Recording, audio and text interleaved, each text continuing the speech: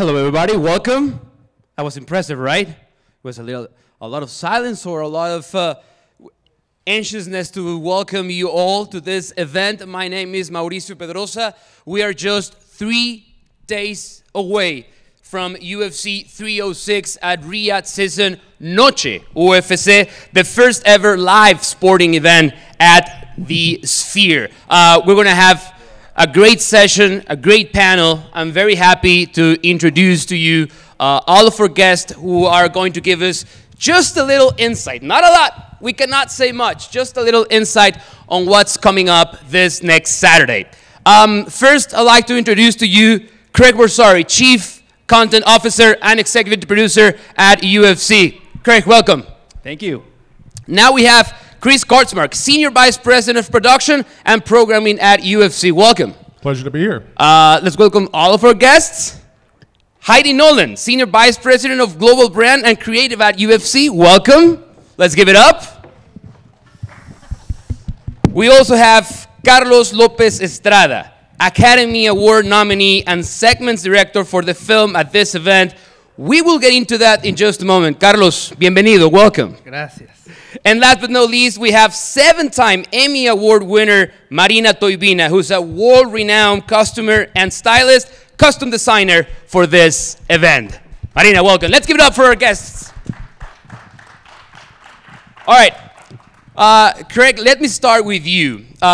Once Dana told you about this idea, when he told you he wanted to do an event at the Sphere, first of all, I want to know your first reaction, initial reaction, and then just walk us through some of the hurdles that you guys had to get over to make this happen. Sure. Yeah. The first reaction was intrigue. You know, it was an interesting idea, one that's out of the box for sure. But you know, that's a bit of the way Dana is built, and it's a bit of the ethos of this company is to try to push the envelope and do things that haven't been done before. So wasn't surprised about the request to go check out the U2 concert to see how we would pull this off. When I got there, the stress levels definitely started to increase, and I thought this is not as simple as us going into a traditional venue, any venue we've been in the last 20 years, to put on a fight. And there were a lot of challenges that were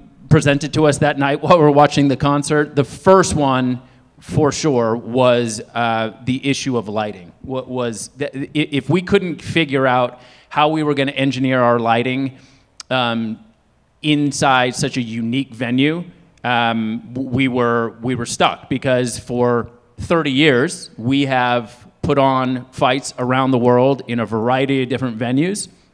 And we put a lighting truss up 32 feet above the floor over our octagon for every show that I've been a part of in my 20-year career here at the UFC. So and obviously doing that at the Sphere with an incredible media plane behind the lighting truss is just not something that was feasible, and why would you even go into Sphere Las Vegas if you have this visual obstruction in front of the display plane?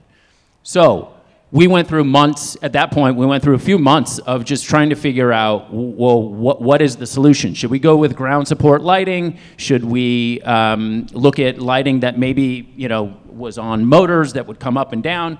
And ultimately, the engineering team came up with a really ingenious idea of lighting our octagon from behind the display plane. So the LED screen in Sphere Las Vegas has little gaps in between the LED nodes, and those gaps allow us to blow light from behind the LED media plane through the LED and light up the octagon. So we went through a variety of different CAD drawings and diagrams to figure out what angles we need to be fixing our lighting truss to allow us not to have any shadowing inside the octagon, but a lengthy process to figure out lighting. Once we figured that out, we knew that we could achieve a show at that point, and then the other challenges started. At any point did you go, this is just not going to work? It just can't happen? No, because at the UFC we just don't say no. We really don't. There is always a way. Mm-hmm. We just couldn't. It was hard to figure out what that way was going to be. Yeah. But no, we just are not in. That's just not in our vocabulary at the UFC. It's always a matter of, well, what can we do to figure out how to get through this obstacle and challenge? And ultimately, we came up with what I think is going to be an incredible execution on Saturday night.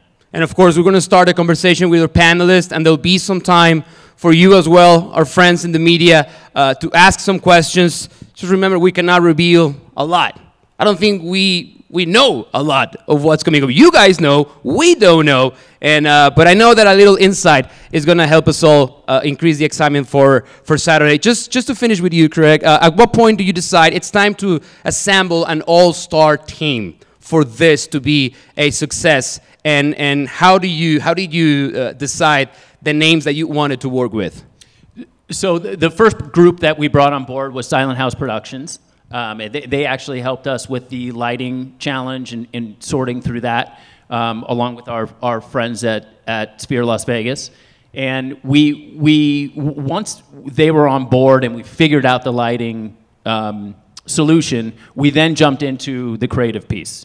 And that's when, I like to liken it to being, my role switching over to like a general manager of a sports team with a healthy budget to go spend on the best talent out there. That's where Carlos and his partner Valerie Bush come into play, and a lot of others that have contributed on this project. And really, to take on such an ambitious project and set a bar as high as we set it for ourselves, you needed to have an all-star team. So, yeah, I feel like we assembled a Pro Bowl team to go execute all of this amazing creative content. And then it continues all the way through the execution piece, which, a lot of the conversation today maybe isn't about that part, but that's where we are right now. There is a team at Sphere Las Vegas figuring out how this is all going to interface, and how the display plane is going to, create this incredible experience for everybody in the venue and at home. Heidi, when we had Dana White on ESPN Deportes talking about this event, he insisted on a love letter to Mexico. Tell us about that creative process and just about the key artwork for these to be authentic. So we started the creative process for the Noche UFC brand campaign key visual back in April. And it was really important to us that it be as authentic as possible, that it best represent the Mexican culture and really bring Dana's vision of a love letter to Mexico to life. Massive challenge, right? Any brand campaign, key art has to serve a very foundational purpose. It's a toolkit for assets across the promotion. It's integrated into broadcast. It serves many uses. And for that reason, and layered with the authentic storytelling that we knew we needed to deliver, we enlisted the amazingly talented Mexico-based illustrator, Luis Gaton, to create a key visual that really connected to the Mexican culture. His deep understanding of the Mexican fighting spirit and artistic traditions was just crucial in the development of the key visual. And it resulted in a really purposeful design, a kaleidoscope of iconic Mexican symbols and elements that are vibrant and just immersive storytelling. We have the Mexican Day of the Dead skulls, the eagle and the snake represented, as well as Aztec temples and Aztec gods. And that piece really has become the foundational storytelling for the creative campaign across many assets. Fighters' kits will be unique for this event. Tell us about also that process and what was important for you and your team so you guys could be happy with the final product. So the design process for the fight kit was also a very collaborative effort. We worked with Venom, our outfitting partner, as well as our internal consumer products team, and Jorge Gutierrez, who has been a creative consultant on this project since day one. Jorge Gutierrez is an award-winning animator, director, writer. He was co-writer and director of Book of Life. He brought a very authentic storytelling narrative to the fight kit, which, again, very important in all the storytelling we're doing across this event. You know, working with him and Venom, it was a fun process. There was a lot of iterations. It was important, and I think you'll hear this a lot during this panel, that it feel immersive and it bring another layer to the fan experience, not only for the fans, but also for the fighters. It represents a pride and of identity that we really wanted to bring to life. Let me go to Chris now. You have the world's highest resolution LED as your canvas, and I can just imagine the size of the challenge and the things that you have to go through to get to the point in which you are satisfied with what you and your team are creating. But if you could just walk us through the early stages of these ideas and how the process evolved with time. Whoa, yeah, that was a huge challenge, to say the least, literally. You're talking about a screen that not only is it just brilliant in terms of its resolution, but it's literally outside the field of vision of a human being. It wraps around the sides of your head and over your head. So that's in itself is a huge challenge, and it was clear that priority number one is you have to get the visuals right. I mean, our goal is to make this something that engages all the senses and works emotionally on every level, but getting the visuals right is just non-negotiable in a venue like that. And then for the film and the worlds, it was really kind of two different approaches. For the film, which will show in 6 parts, when the film is airing, when the film is being played, it is the show. It is the total focal point, and it's self-contained. The worlds are different. They are, at times, the focal point, and they are spectacular in their own right, but they are essentially environments in which they'll house other content, the traditional pay-per-view fight content, the features, walkouts, the fights themselves. So while they are also spectacular, they serve a purpose, and they have to be dynamic and responsive to live cues. So with the film, we first had to decide how are we going to even capture a little bit of the vast history and really complex cultural identity of Mexico in less than 10 minutes, told in 6 parts.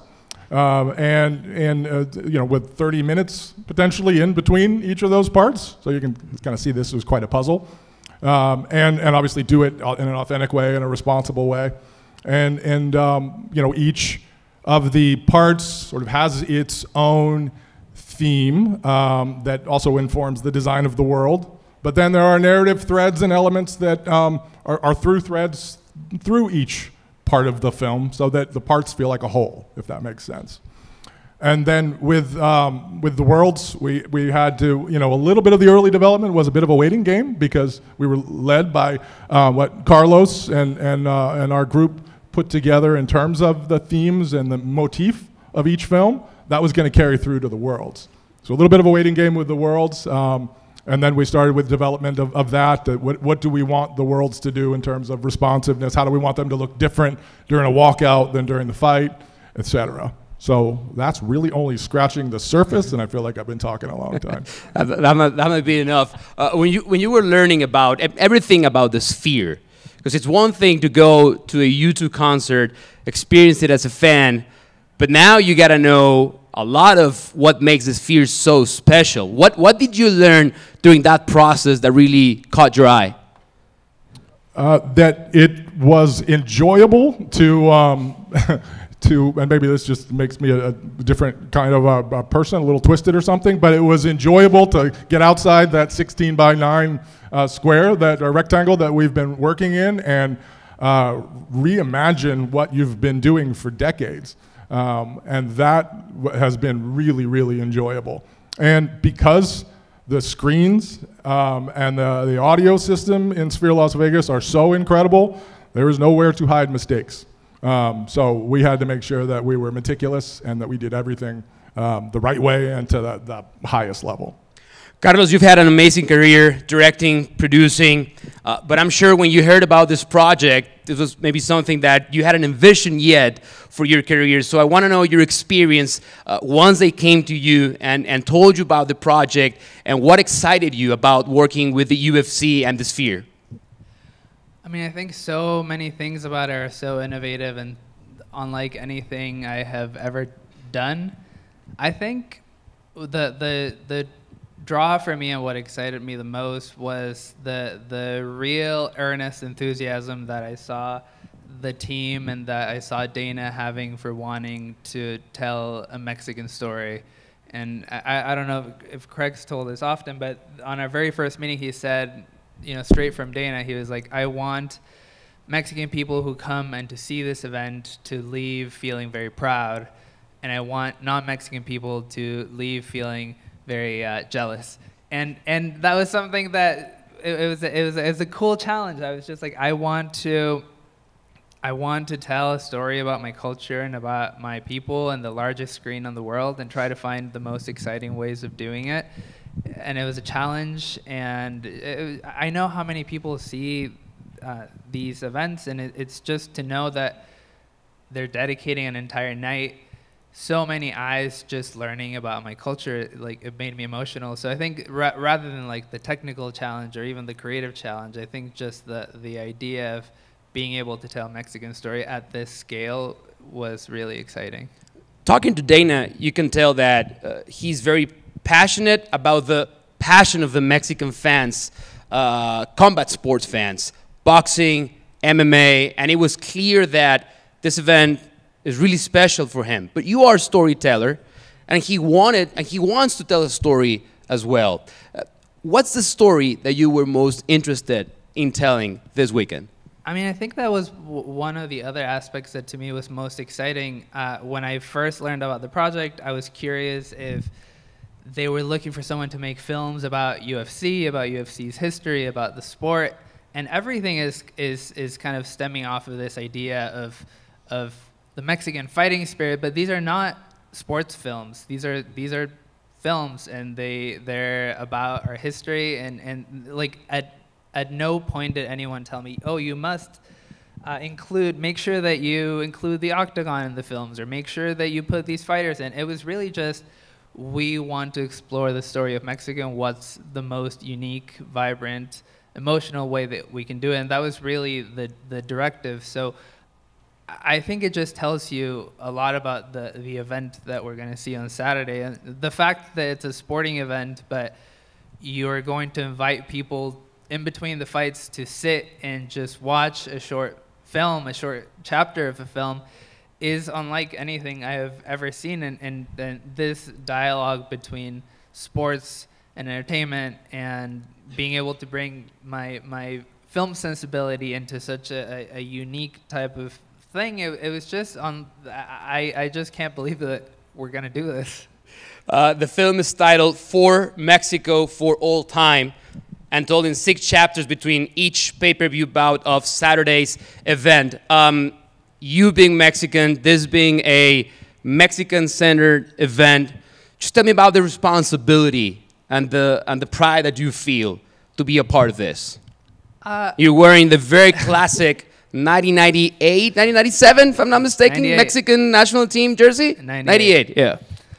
I mean, I think, Mexican stories, this is news to no one, but we've been underrepresented in film and misrepresented in film since the beginning of time. So I remember when I first talked to Chris and to Craig, I told them, I'm excited about this, but I want to make it cool, and I want to, of course, there's a Mexican iconography, and of course we're looking at traditions and things that are very true to our identity, but I also just want to think of new ways to tell Mexican stories. So there's all kinds of, the last chapter is about the future, and it's like a Mexican futurism film. And the fact that we were able to kind of really reimagine how we could tell some of these traditional stories. One of these is entirely hand-drawn, totally hand-drawn animation. And we're collaborating with artists all around the world. So the fact that we were able to push boundaries while also telling a story that is very much trying to dig into like the heart of what it is to be a Mexican was just amazing for me. Marina, the Octagon Girls will have custom wardrobe, custom makeup for this event. I'm sure you've seen some of the film, if not all the film, all the chapters. Tell us about the inspiration and the idea with all your experience and all your background. What was special about this event? What you and your team want to portray this Saturday? Like any creative process, there's always so many steps, and I think just from the very beginning, the conversations that Heidi and myself had, going through the film, going through the visuals, going through the conceptuals, and then from there, drawing inspiration and diving deep into the culture, diving deep into the resources. And, you know, there was a moment where at first, once, you know, we drafted many different versions of our creative boards and mood boards, I was like, okay, this is one of those things. I can go to showrooms, I can go to costume houses, I can find authentic pieces, I can really like touch and feel and bring something to life. And then there was a moment one night that my team and I sat down and we did so much research.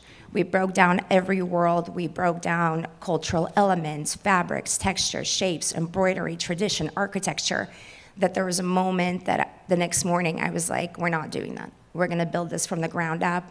I would like to contact all the vendors, whether it's our local Mexican vendors in LA.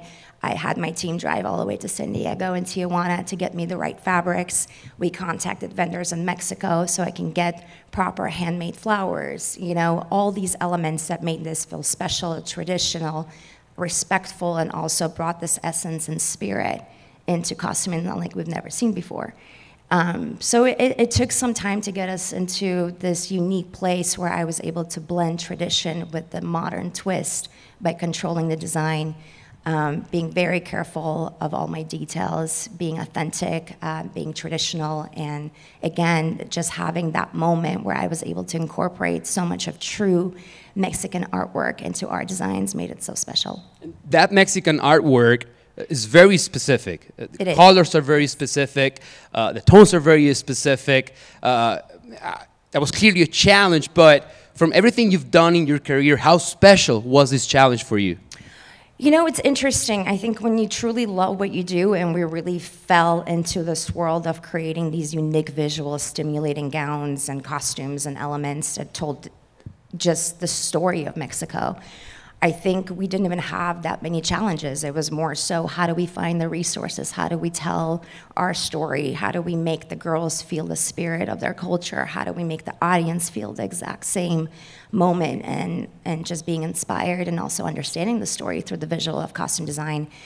So for me, it was just being strategic and clever and puzzle piecing all these moments together that stay true to the culture and authentic and creative. And again, like you said, using all aspects from, you know, history to the revolution to architecture and of course even hand embroidery, which after studying exactly how the embroidery is done, we then finished all of our costumes by hand. Now, Craig, what will the TV broadcast be like for this event? Clearly, unique venue, unique event. The TV broadcast is very distinctive in UFC. How will this one be different? And also considering how the fans will be able to experience the film as well. So very early on, we established one of our guiding principles, which was to come up with a way to bring the images from inside Sphere to the viewer at home as if the viewer at home were seated somewhere in the 300 or 400 level seats. So that required us bringing in 2 additional TV trucks, a whole set of a separate camera complement for a separate director who's in one of those trucks. Glenn Weiss, you've probably heard his name thrown around in the weeks leading up to this. So we have a plan for that set of camera complement, to feed through what we're calling a screens truck to bring images to the viewer at home around the world, an experience and the volume of the sphere as if you were inside of it. So there are times when the fights are taking place that you'll see a more traditional coverage from our production team, and then there are times when the film is running or even transitions into some of the worlds where we will be covering it from a different set of cameras to give you that full immersive experience as if you were seated inside the venue. It's going to be truly special. Now, Heidi, 8 new Octagon girls for this event, 6 native born in Mexico, 2 of second generation. Tell us about this selection process, how it was, how it went down. We went through extensive outreach to identify potential candidates, and the process included auditions and casting sessions with Mexico and Mexican and Mexican American candidates. And it was really important to us that we identify individuals who were so culturally tied to our narrative, who could represent the films in a very authentic way. And so the process to narrow down the selection really was based on, stage presence and the personalities, but also they're tied to their backgrounds, their culture. And we went from 16, narrowed down to 8. It was a very, very hard process to narrow down because the stories were just so moving. These women are truly remarkable, and really excited to see them on Saturday night in Marina's costumes. Well, and these costumes really help to tell the story, the whole story. How important is that part of the costumes, telling this story? I've always referenced to costumes as the visual language. I think it's something that can create mood, feeling, emotions. It tells the narratives. It becomes something that is tangible for the viewers to see, and I think that we were able to capture each world just right. And that, like I said, it's authentic details, it's traditional cultural styles, and you'll really be able to feel the essence. And it was even happening in the fittings with the girls that I had yesterday and today, where them just putting on the costumes, I saw that spark, I saw that emotion, I saw that feeling, and I really hope that our audience gets to experience that as well. This is a good time for our friends in the media to ask questions to any of our panelists. Yes? We'll take, there we go. I'll start with Craig. I remember when they opened the UFC Apex, you gave us this tour, and we asked you, were there any things, Dana brought to the table that maybe you had to kind of scale back his expectations a bit or anything like that? Was there anything that maybe was, I know you said no is not in the vocabulary, but was there any things he wanted to do that was like, hey, maybe that's a little out of the realm of possibility? No, I think this one was a bit more of a unique situation because Dana really set the direction from the very top. With this, and he couldn't have articulated it any better by saying, I want this to be a love letter to the Mexican people. That started the ball rolling, gave us the foundation. If we weren't doing this event inside Sphere Las Vegas for Noche UFC, we'd have to reimagine all of the creative. I mean, at least we had that strong foundation. So this love letter idea gave us enough. And then Carlos touched on it, but he said, I want Mexican people who are there to leave cheering, and anyone who's not, wishing they were Mexican. So that gave us enough of that kind of North Star to then build the pieces and the narrative.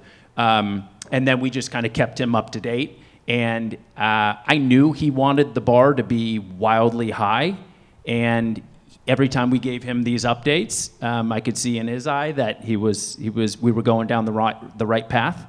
And he had very few things to add that we weren't either already doing or couldn't easily accomplish within the foundation that we had created. And then we spoke to him yesterday after the Contender Series, and he said some of the graphics are going to be moving subtly during the fights, like changing throughout the course of the main card. So I guess, did you guys have that conversation of balance? Because this is a sporting event. You don't want to distract the fighters during the fight, but you also want to give fans this experience. So how did you kind of find that balance in the middle there? So we've talked about this film being divided into 6 chapters, and after a chapter has run, we transition into what we're calling these world states. Within these worlds, there's different activity that Chris referenced within each world. And we felt that there were times when our show traditionally, our UFC show, is a little bit more entertainment, and I would say that's during fighter walkouts. So you'll see that reflected in the media plane behind the fighters. But when fights are going on, we're a fight promotion and a fight production company. We calm down the state to its most inactive. It's still active, but the most calm state that we have of the 4 or 5 states within the worlds. And that's because the focus should be all about the athletes and their performance inside the octagon. So that is the way we approached it. We also built in enough flexibility into the way we engineered the worlds to dial that up and back during rehearsal, which, by the way, starts tomorrow morning. We haven't even gotten to that stage. So we'll do some fine tuning all the way up till really doors open on those little aspects, that little fine tuning. We'll see what lighting's looking like. So there's a long way to go here, but we feel like we've given ourselves that range, that flexibility to do what we want. And question for Carlos, I actually do. Obviously, growing up in a Mexican household, when you watch like movies that take place in Mexico, everything's like sepia toned, everything's dusty. You know what I'm talking about. So, did you feel any, like you said, you liked the challenge of kind of telling the story? Did you feel any sort of responsibility to kind of show like how Mexico actually is and it's not, everything yellow tinted and dusty and the sun setting all the time? Yeah, I mean, it was part of my initial pitch to Chris and Craig. It was just, I think there's so much nuance to what it means to be Mexican. There's so many layers that we could explore, and I just want to use these movies as an opportunity to explore as many of them as possible. So the approach from the beginning was like, we're not going to subscribe to like one look and try to show the super traditional side of Mexico that's beautiful and that many people have seen, but I'm also interested in like doing some experimental stuff. And what does it look like to tell a Mexican story, but all in 2D animation? And what does it look like to use like a little bit of AI? What does it look like to do like a futurist piece? And I think they were just very open to letting this become a creative statement and letting the creativity lead. We ended up bringing collaborators from all over the world, an animation studio in Mexico, a couple of animation studios in London, one in LA, one in New York. And we were all kind of different artists with very different visions, all trying to tell these stories. So the result you'll see, I mean, every chapter of this movie is so completely different from the others. And I really think that we succeeded in telling a story that is true to our traditions, but also just feels like innovative and unique and new. And to me, that was very exciting from the beginning. What's the future of Mexico look like? You'll see it on Saturday. No spoilers. Can you give us an idea of how difficult? I mean, we talk about enormous amount of planning, enormous amount of creativity here, but Saturday night, like how difficult is Saturday night to pull off or complex versus what you do every other Saturday night, which you guys have gotten down to a science. So can you give us an idea of, I guess, how much more complex or difficult or challenging Saturday will be? Wildly more complex. I mean, we had a format meeting this morning at inside the venue with our broader production group. Those usually take about 30 minutes when we're doing it for a pay-per-view, and it was 4 hours and we weren't done. It's so Zach Candido, who's actually the one tasked with pulling all this together, who's still there, has taken all of these amazing assets that have been created and the film that Carlos has directed and been tasked with making it all work together. So, now it's time to make the whole broadcast sing and in harmony, and that can be wildly difficult when we've been so ambitious with pushing the envelope to create all of these interesting worlds coming out of these the different chapters of these beautiful films. So it's hard to articulate just how complicated it is, but it's trust me, the technical interface and the team that's on this, which is, you know, between those on the front end creating all of the content and those that are here, you know, on site now that are going to execute, is about 500 people that have touched this project. Craig, I don't know if you remember, but during one of our first visits to the Sphere, we were testing some of the footage. I don't remember what the technical issue was, but I remember the people from the Sphere meeting with all of us and saying, just so you understand the scale of how hyper difficult this is, there's 5 people in the world who could help us fix this problem. 4 of them are here in the Sphere, and we cannot figure it out. So if that missing person does not come through, who knows what we're going to do. And I think that just gives you a sense of just how impossible some of these tech challenges were. It's amazing.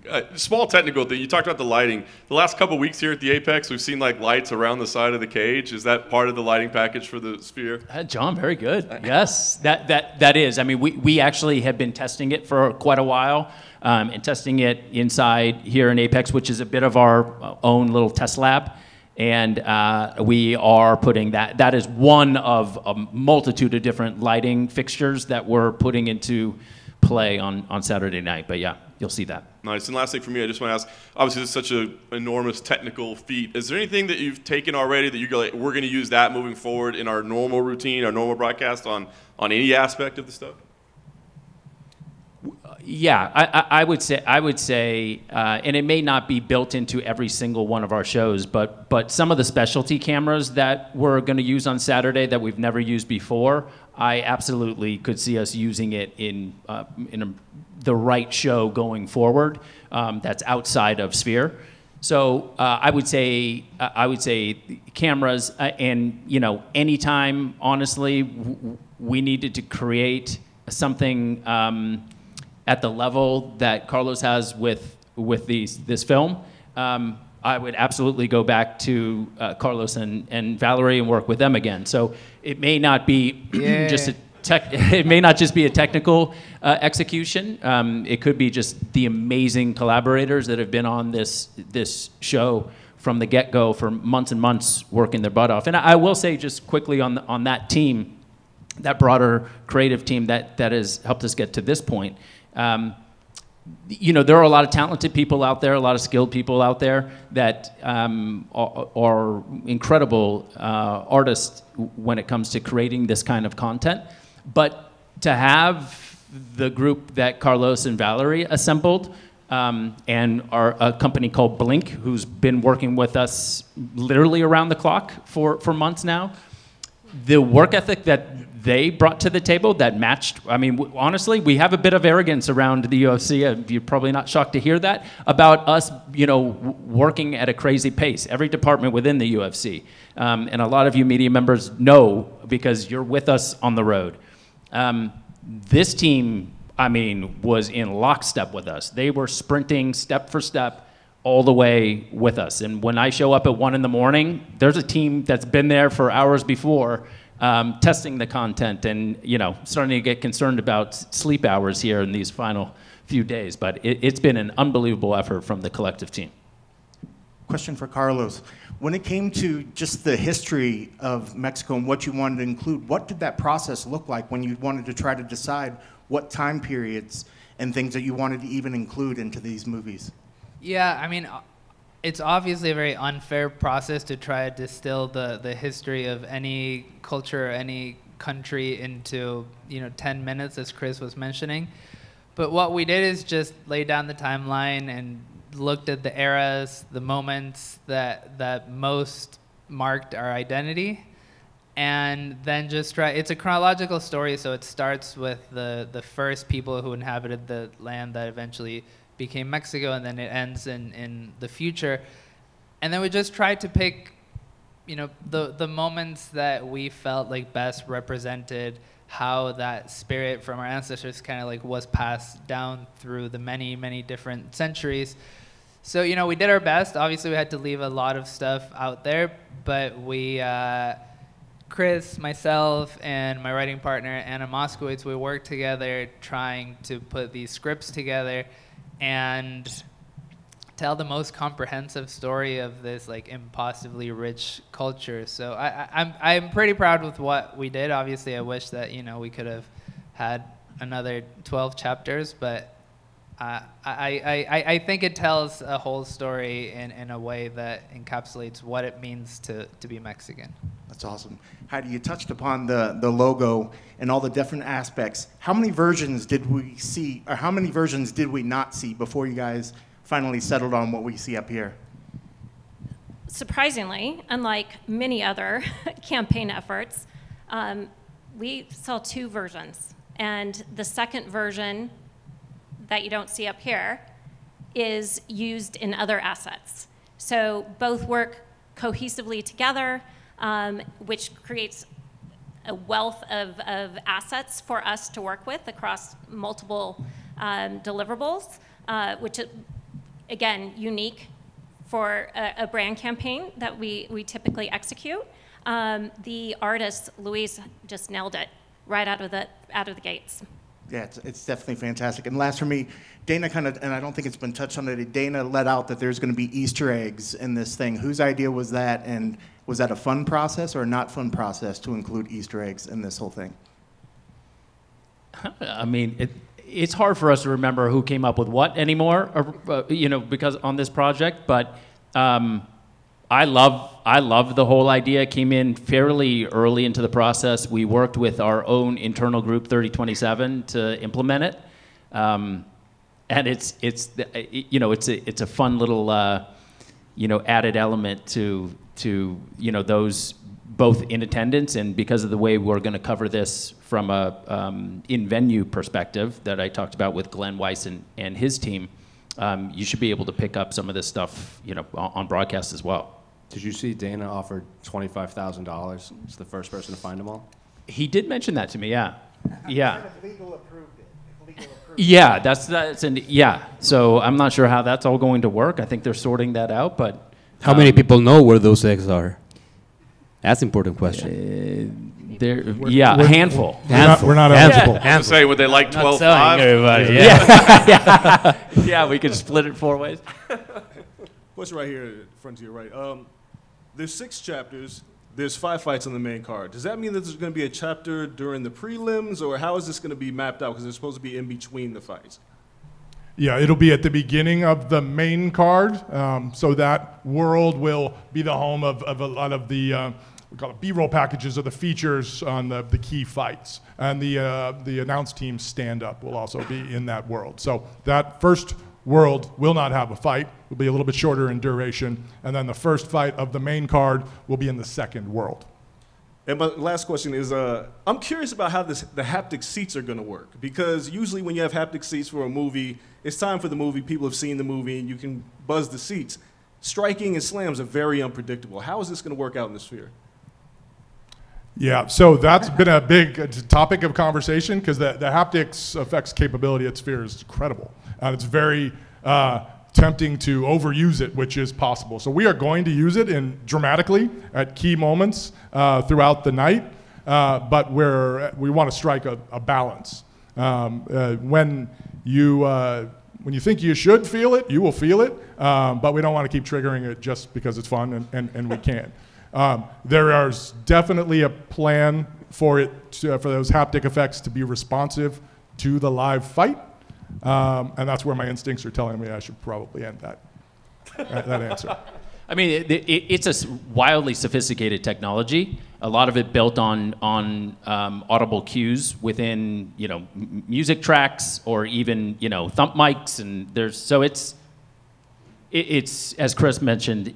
Sometimes you got to dial it back. It's too sensitive. So we've been playing around with it all week. Do you have any more questions?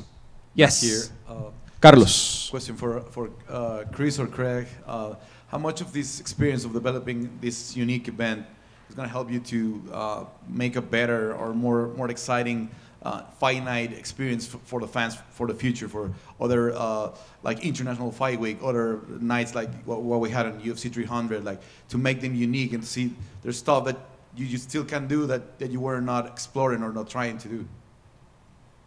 Well, it's a good question. When you take such a massive leap building a show out like this, I know that, I mean, we're trying to get through the 14th here, you know, before we really start to think about what do we learn here that we can start to implement going forward. But I know in the back of our heads there are few things. It can be simple, even the way we program our in-venue screens in a traditional arena. I think we'll probably start to play around. You'll see it on Saturday night that we're taking a different approach to some of the ways we'll run features within those screens. I think that's something we might take to a traditional configured arena. You know, it also, you know, when you've gone up so many levels in terms of an execution of a live event like this, I think we're just going to be kind of yearning to look for ways to just take our standard show, our pay-per-view show, or our fight nights, and start to tinker with it and look to level it up. So I don't know exactly where. I mean, I mentioned the screen execution, but there will definitely be ways that we can start to impact our other fight series. And for Heidi, there's other markets that have their own crew of Octagon girls. This experiment on Saturday could mean like we're gonna have Octagon girls for the shows in Mexico or other shows like Noche every year. Well, we do have some specific Octagon girls for other regions that we utilize for events. But I do think this does open up some additional conversations around how we bring in Octagon girls who represent different cultures. So excited to see where it takes us. Thank you very much. Another question over here. So one quickly from me. I know this is kind of an open-ended one. Dana's made it clear that this is a one-and-done spectacle, but he also said never say never.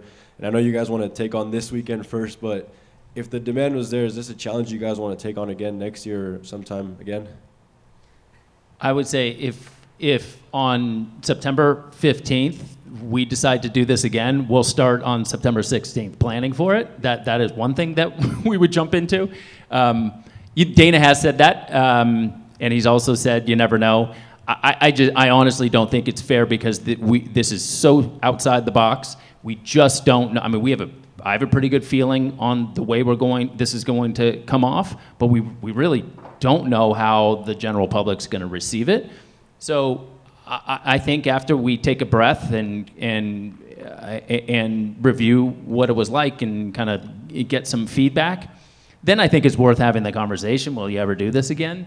But yeah, I would be very eager to get started if we were going to do this again in a year.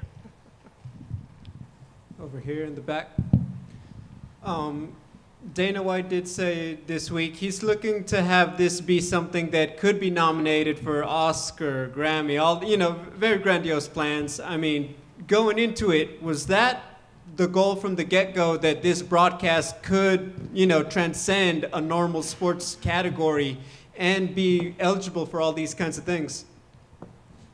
Yeah, he said it from the get-go. He threw Tony in there too, by the way, and we were trying to figure out how we could take Sphere and put it on Broadway, but we couldn't. That was one thing we had to tell him, it was impossible to do that.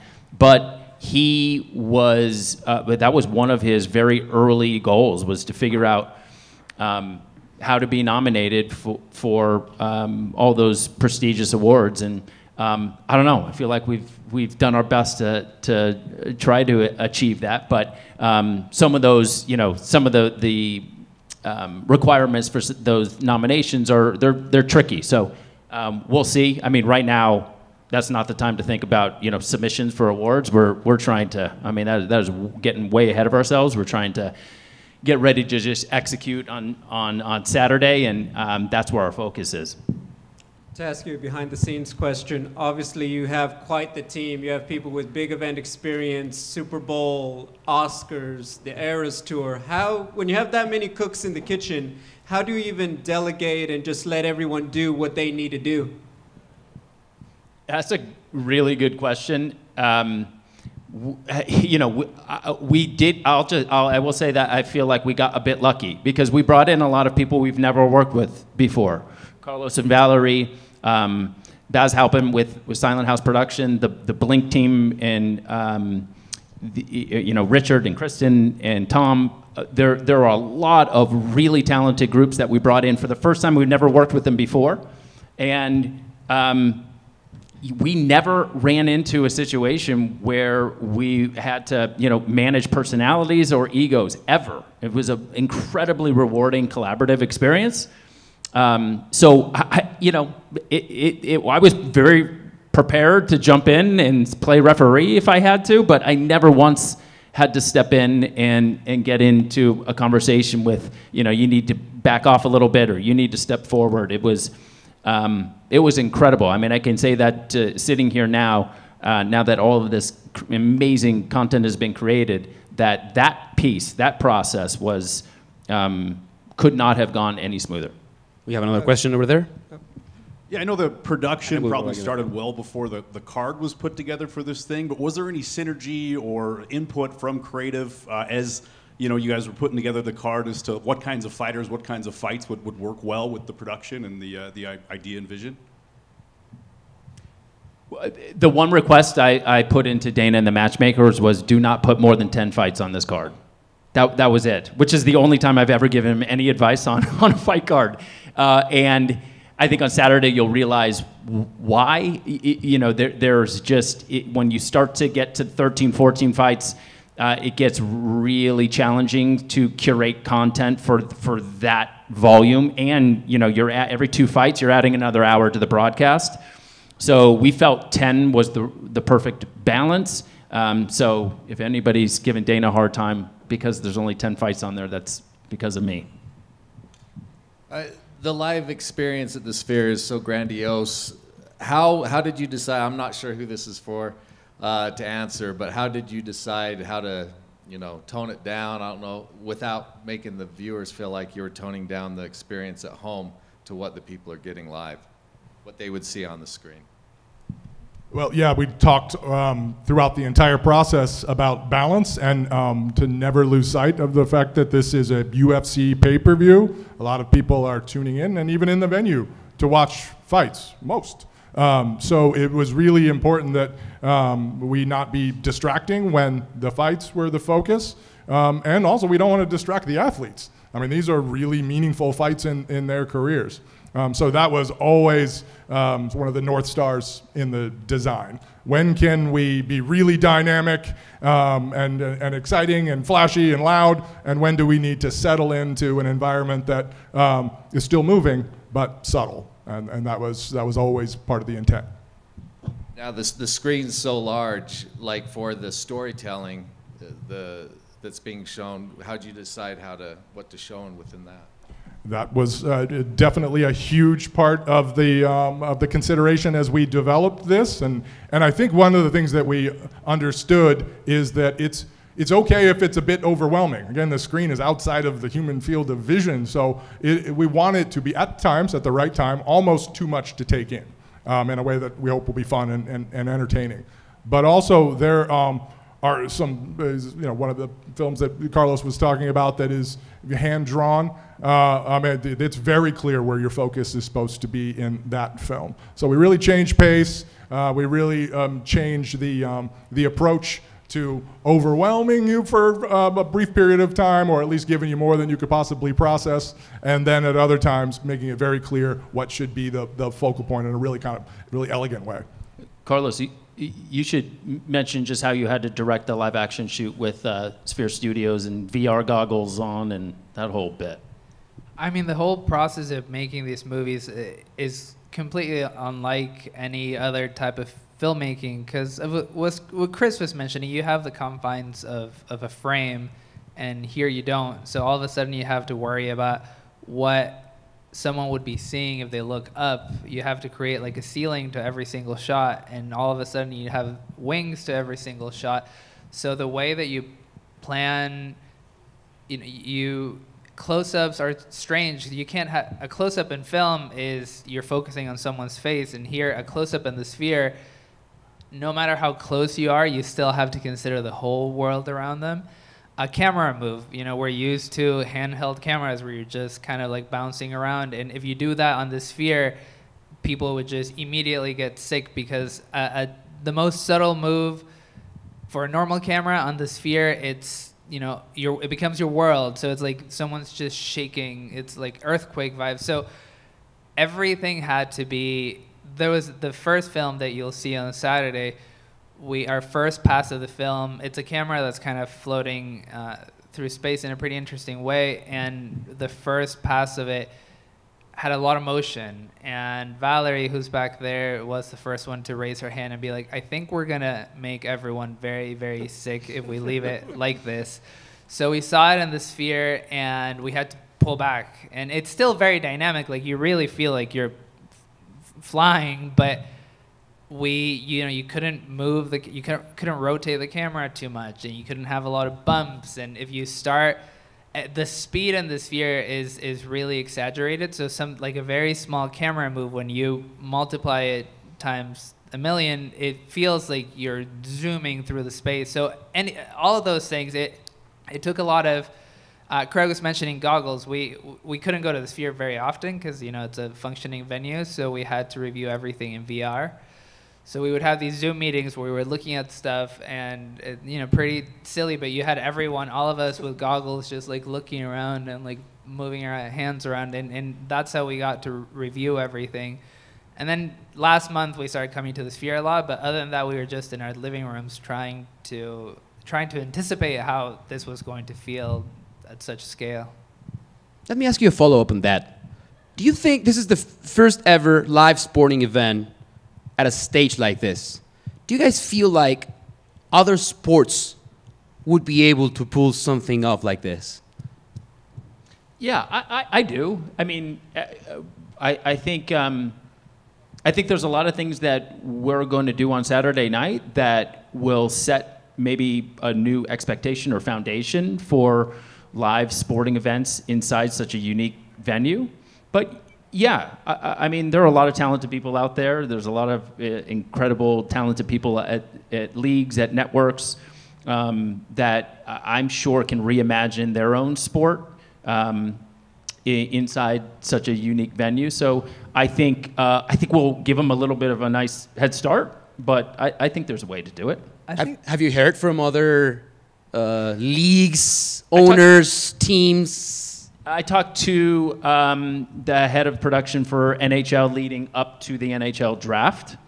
That wasn't a sporting event, but it was a live broadcast out of there, and I thought they did a great job. But it was more of a conversation about resolution and graphics and those types of things, but it wasn't a sporting event. So I have not heard from, I haven't heard from any league or network NBA. saying, yeah, no, I haven't. I also was just going to say that the philosophy of really embracing storytelling and really embracing film in a sporting event, to me, is very innovative in a way that I hope is embraced more often, because I feel like often sports and like my world don't really get to speak to each other. And I really think the fact that you're asking audience to like really sit and enjoy a movie in the middle of a sporting event, and it's not like a concert where you just have stuff playing in the background and people either listen to it or not, or distract. Like, this is a proper, we're dimming the lights and people are going to be immersed into storytelling for a couple of minutes, and that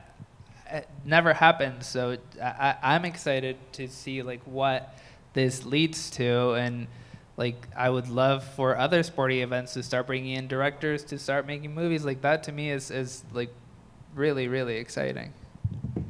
Do we have any more questions from our friends in the media? If not, then just one quick thing. I know we are keeping everything, I was going to say a lot, but yeah, mostly everything was going to happen inside the Sphere on the wraps, rightfully so. But what about the exosphere? What's the plan for the other massive screen at the Sphere? So we could spend another 15, 20 minutes just talking about the exosphere, which is equally incredible.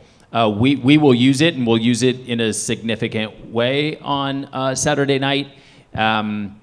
It's a dynamic, wildly technically capable media plane as well, and it can take live feeds into it. It can take really incredible animations. You've probably seen some of our key art that Heidi helped create already animated on the exosphere. You'll see more of that, but we will definitely be taking live shots of it with some drones, and we'll also be populating it with new content that no one's seen yet. We haven't even seen it yet. Okay, I'd like to wrap this up by asking each of you, what do you hope fans take away when they leave the event on Saturday? Starting with you, Marina. For me, I think it's finding that balance, almost piggybacking on what Carlos said, like our worlds don't often integrate with sports, and it's such a beautiful collaboration and synergy that we're about to create, where I'm about to tell visual stories about culture and tradition and feelings and moods through my line of work, which also complements what the brand of UFC is. So I think to me, it's creating that synergy for the audience to really see how art and sports can really go hand in hand. Carlos? I mean, I would love for people to walk away with a new curiosity and appreciation towards my culture. I feel like many times Mexico and Mexicans are reduced to very two-dimensional ideas. And I think especially in this country, I'd love for people who don't know a lot about my country to be intrigued and to be excited to learn more about it. And for people who come from my culture to really feel like they're seeing parts of themselves that maybe they haven't seen on a stage of this size, of this scale. I think a respect for the innovative approach we're taking to the storytelling in the sphere and bringing the Mexican spirit to life on this amazing plane, as well as lasting memories of an amazing event that's really pushing the boundaries of live sports. Yeah, I would like people that are fortunate enough to be in venue and those watching on television, including those who have been to a lot of sporting events and a lot of shows and entertainment presentations, to just feel like that was something different than they've ever experienced before in their lives, because it really, I think that's what we're going to deliver. I would say a deeper appreciation for the Mexican culture, their heritage, as well as our athletes in our sport. And it's been said multiple times on the panel, but this blending of sports and entertainment at this level really gives us a unique opportunity to tell this secondary narrative about the Mexican people and their rich culture and heritage, and also showcase our athletes at the same time. Pretty unique opportunity. So if we can strike those to strike that balance and get people to take away that deeper understanding of the Mexican people, as well as just an appreciation of our sport and athletes at a different level, I would feel like we achieved our goal.